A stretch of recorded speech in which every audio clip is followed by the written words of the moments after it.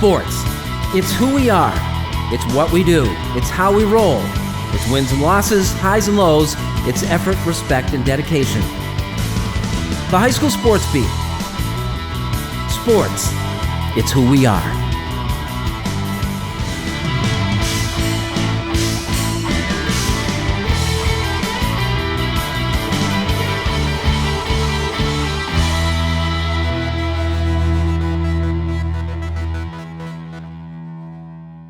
Hello, everybody, and thanks for joining us on the High School Sports Beat. I'm Dave Yates. We continue our look back at 10 years of covering Section 5 sports with this story from October of 2013. Here's Bill Pucko. Which brings us to Brighton and the field hockey team to beat in a story we call Trending Upwards.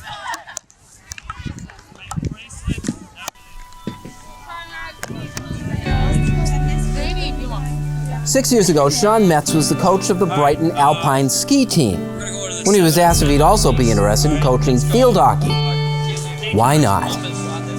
I had only seen a couple games. I didn't have any exposure to the sport. But once I accepted the job, I spent some time working with the varsity coach, attended a couple clinics, did a little bit of reading, and then got started. And certainly there was a steep learning curve. I would say my first 3 years, and I'm surely still learning. Yeah. But that's how it all got started. 2 years at junior varsity level, and then I became the varsity coach. And when I became the varsity coach, I also inherited the modified team, which plays in the spring. So I was really coaching 2 seasons a year. So you really, you can learn a lot coaching 2 different teams at 2 very different levels throughout the year. The results have been dramatic. Talk about trending upward. In Sean's first year as a head coach, the Barons were 3-13, then 7-9, 12-4, and this year, 15-1. It isn't just results, it's how they're achieving them. Brighton scored 56 goals in their 16 games, 14 more than the next nearest team. Keely Samsonic and Molly Case combined to score 31. That's more than 8 teams. And they still have a year left. With 18, Samsonic was second only to Mendon's Maddie Riley. Keely used to be a soccer player. What's the best part of it for you? I think it's just something so new because I used to play soccer, so just hitting it with a stick and being able to do all those dodges, it just fascinates me. It's just so much fun. We spent a lot of time shooting. Certainly there's a strength aspect, and we spent a lot of time in the off-season working and conditioning and strength to have that nice, strong shot. And then couple that with just a lot of practice, shooting drills, and a lot of movement and practice where we're constantly shooting on the goals, constantly putting the kids in situations in front of the goal where they can practice shooting. So I'd like to tell you that's what it takes, but it seems to work out for us. Field hockey is to most an afterthought, if it even exists. Only 11 schools in Monroe County offer the sport, and except for Hilton, they're all on the east side. Soccer certainly has a corner of the market. I think it's specifically in the younger age groups, but there's a lot of athletes out there, and it'd be great for some athletes to try something different, I think.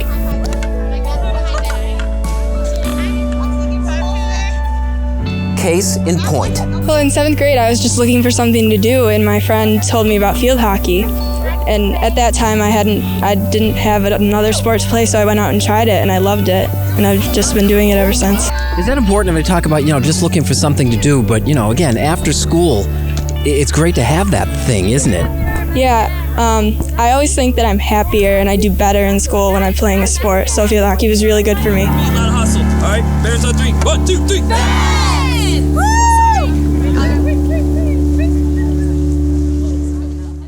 Coming up next, Matt Trabold joins us for the High School Notebook. We'll have that and more when the High School Sports Beat continues.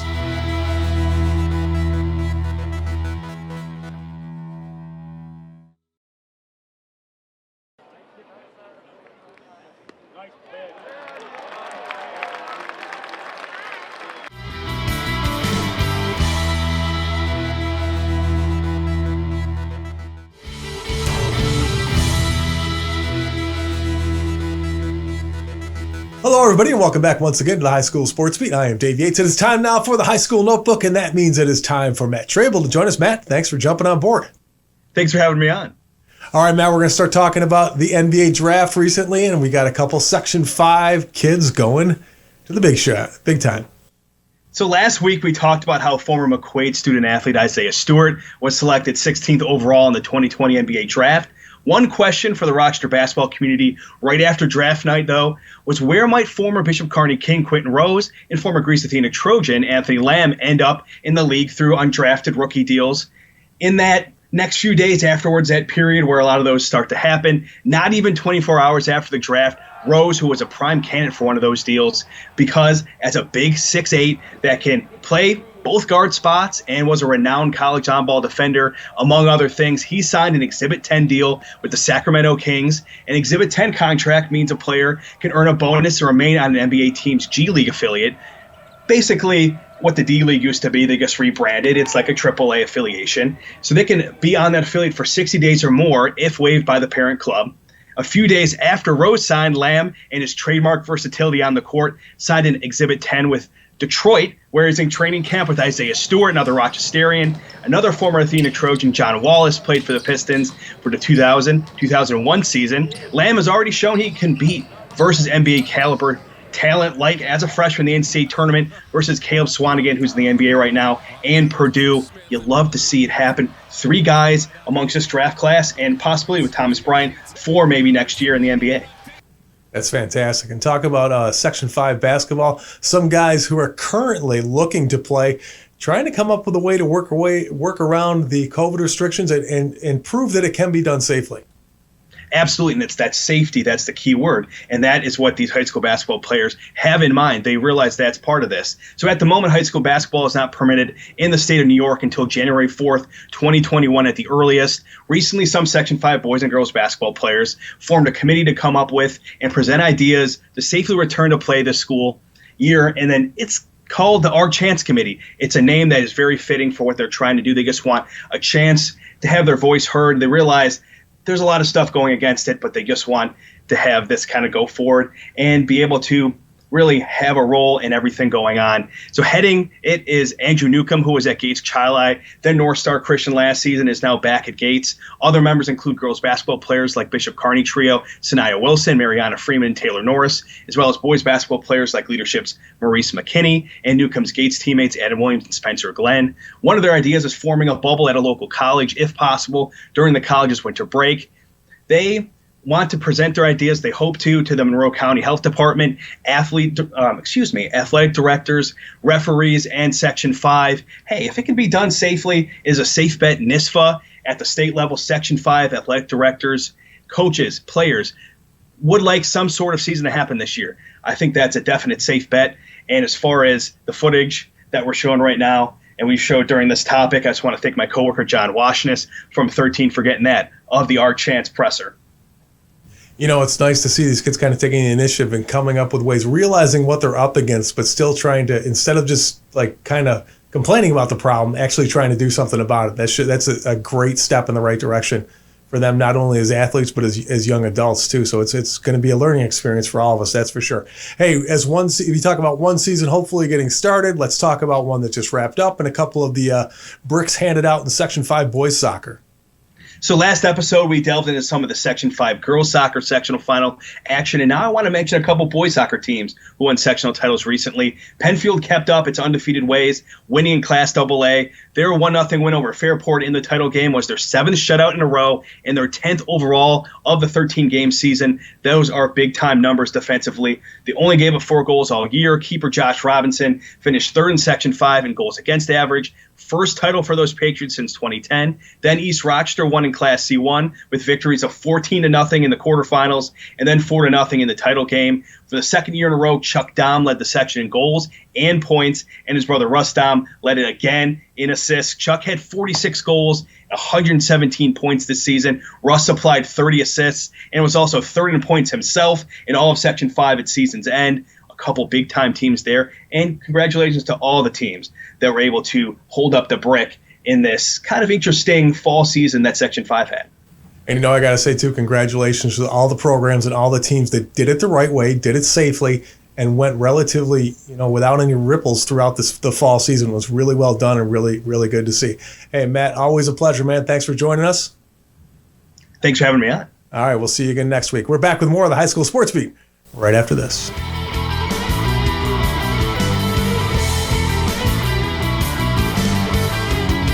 Coming up next, the Making the Grade nominee with Kyle O'Gara, and later, a showdown for the brick between Victor and Eastridge. We'll have those highlights when the High School Sports Beat returns.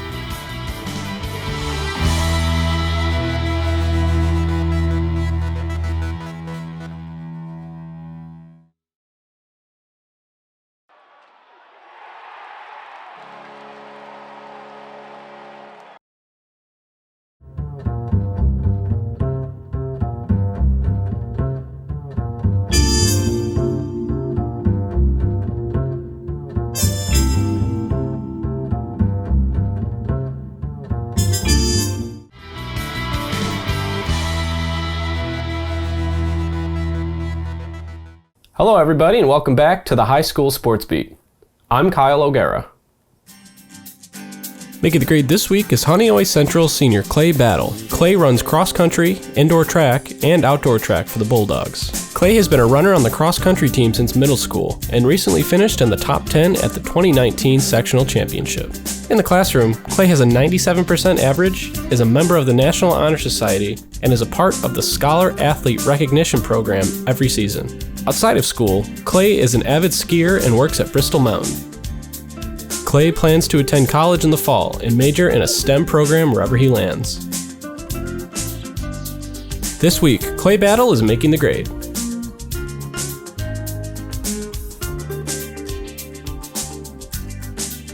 If you have a student in mind for our Making the Grade segment, we want your nominations. Send them into mtg@rocksportsnow.com. Now here's Dave with the Section 5 Spotlight. Thanks, Kyle. Here now are some of the athletes, teams, and coaches making news in our Section 5 Spotlight. Congrats to the HFL cross-country teams. Both the girls and boys took home Section 5 titles this year. Senior Ryan Daler was just the 6th Cougar to be named individual sectional champion. Rush Henrietta's Chris Sleeper signed a letter of intent to continue his baseball career with Division I powerhouse West Virginia. Chris was the 2019 Upstate Baseball League D1 Pitcher of the Year. And finally, for the second year in a row, the Pittsford Gymnastics team is Section 5 champs. The Panthers narrowly defeated Rush Henrietta to take the brick home once again. Well, coming up next, the football class, a final between Victor and Eastridge comes down to a matter of inches. We'll have that one when the High School Sports Beat continues.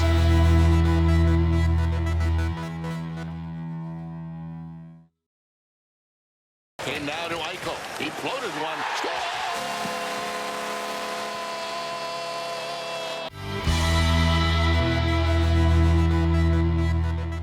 Welcome back, and thanks once again for joining us on the High School Sports Beat.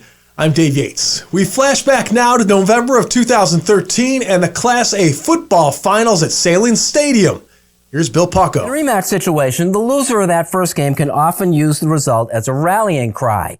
In that regard, Eastridge held an emotional hold card against Victor in the Class A Section 5 football final. You don't win championships in September. That's when Victor defeated Eastridge 38-8 in Week 4 of the Section 5 football season. 6 weeks later, the same two teams faced each other again with the title on the line. We told our kids on Monday it's a different team. We approached it as a whole new team because they really have been since that game. So just more explosive on offense and defensively playing really well. So we prepared like we hadn't played them, and it's a whole new team. For Eastridge, this was a chance to win football crowns back-to-back. The Lancers, without much tradition in that regard until recently, had never done it. I like the fact that we're back in it, whole new roster, whole new team, and I'm just proud of how these guys have made it their own season, and we got a shot. Victor got the ball first and marched methodically downfield. Junior quarterback Mike Wagner picked up 11 yards on a broken play to move inside the Eastridge 35. The Lancers made one play on defense, and it was huge. B.J. White sacked Wagner for a 14-yard loss that killed the drive. Victor's driving all the way down the field on you, and you drop him. That's a big play at that point, isn't it? Yes, sir. Yes, sir. I love, as a defensive player, I love sacks. You know, as a defensive lineman, I love sacks. It feels good inside. Victor had the ball for over 6 minutes and didn't score. Eastridge, on the other hand, running the no huddle, had the ball for less than 2 minutes on its first possession, but made them count. Quarterback Demetrius Lewis picked up 20 to cross midfield, which led to the game's first points Markel Armstrong scored them standing. This game we knew we had to strike fast. If it wasn't that, then we would have ended up like we did last time, 38-8. That was the whole thing this whole week, 38-8. And if we don't want that, we gotta attack early. The Lancers' second possession was less productive. On 3rd and 12 from his own 10, Demetrius Lewis was tackled in his own end zone by Jake Post. A safety and a couple of significant points, it was 6-2 Eastridge. The Lancers' quick strike capability came into play again late in the half. Beginning from their own 20 with 1:25 on the clock, Hampton, with a pickup of 27 yards, gained to midfield.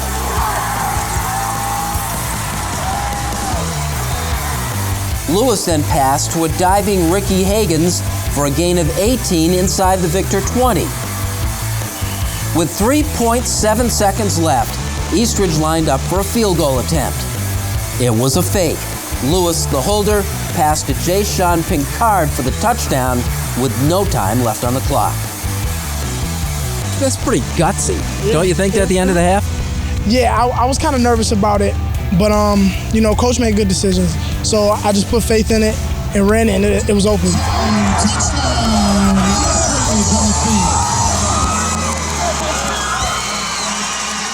It was 13-2 Lancers at the half.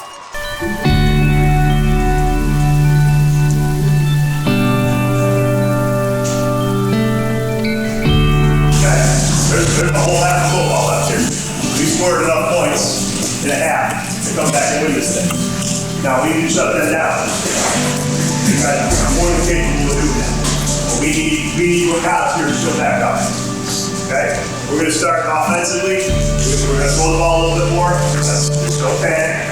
But we need to step it up and play football. We need to step it up and play what got us here. All right?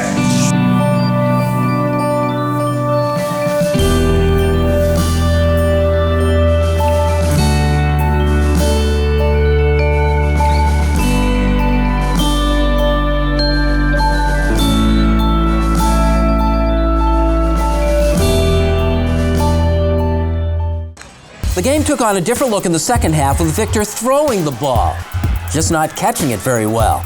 Wagner long to Connor Powers, incomplete. Then again on 4th and 7, the same two tried to hook up again with the same result. It was Eastridge ball on downs. We were just trying to make something happen. We knew they were high coming out of the locker room. They had scored right before the half on a fake field goal, so we kind of just wanted to, we were trying to make a statement, trying to get back in the game early.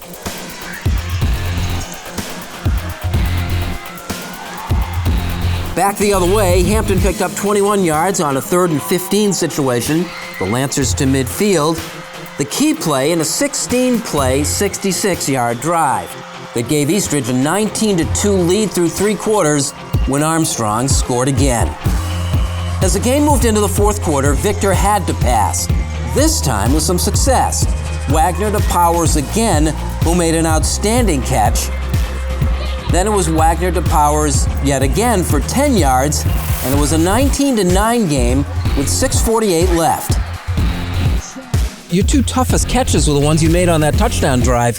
Having not been able to pull in those 2 early ones, it felt good to get in the end zone probably, didn't it? Yeah, I just felt like I had to make up for my earlier mistakes. Didn't want to go out without a fight, so I told myself I was going to do everything I could to make up for the 2 previous ones.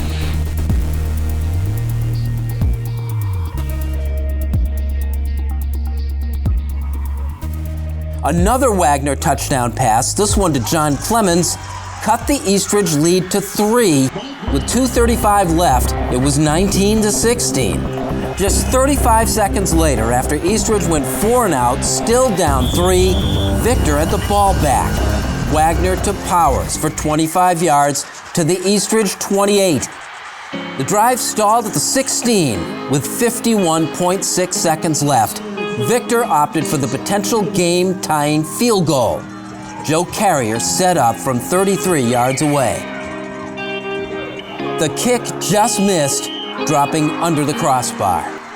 He's about 50-50 from there, and we thought 4th and 10, we had a better shot at getting the field goal than picking up a first down. They were dropping a lot of guys in coverage, and we gave it a shot and came up. I don't know how it hit the back of the pad there, a little bit short.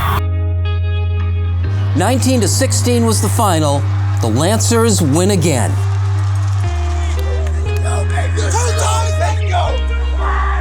Tell me what it's like to be a champion. I can't even tell you that. You got to do it yourself, you sir. It's a great feeling. It just fills you up with just smiles. This is awesome.